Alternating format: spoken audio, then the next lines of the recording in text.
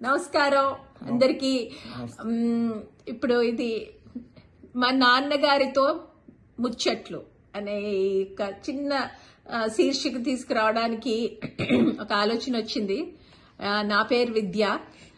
మా నాన్నగారు ఇప్పుడు మీకు కనిపిస్తున్నారు స్క్రీన్ లో, జంధ్యాల శంకర్ గారు.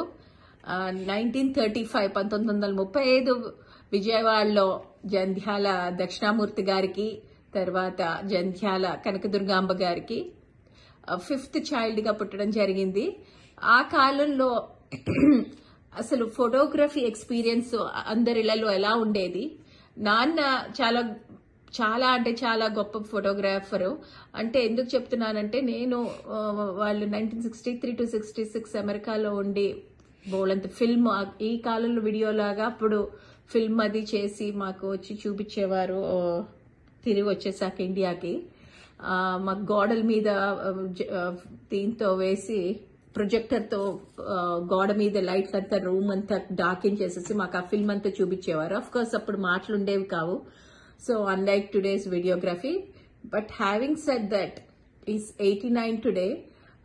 తను ఒక 10-11 ఏళ్ళప్పుడు ఫోటోగ్రాఫ్స్ నేను తీసేవాడిని అని ఎప్పుడో మనం క్యాజువల్ గా చెప్తుంటే, అసలు ప్రతి ఇంట్లో ఫోటో తీయడం అనేది ఉంటే అసలు వాళ్ళు ఎలా డెవలప్ చేసుకునేవారు, వీళ్ళు ఎలా తీసుకున్నారు, తన ఫస్ట్ కెమెరా ఎప్పుడు, ఫోటోలు ఎలా తీసుకునేవారు, వీళ్ళ అన్నగారు అంటే మా పెద్దనాన్నగారు జంధ్యాల ప్రకాష్ గారు, ఆయన సూర్యప్రకాష్ గారు, ఆయన ఇప్పుడు లేరు, వీరు ఇంట్లో డెవలప్ చేసుకునేవారట.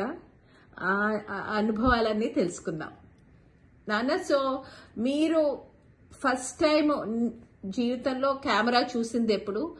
అప్పుడు 10-11 ఏళ్ళు అనుకుంటే కనుక, అదే వయసు పిల్లలు కూడా కెమెరాని చూసారా, ఫోటోలు తీసారా?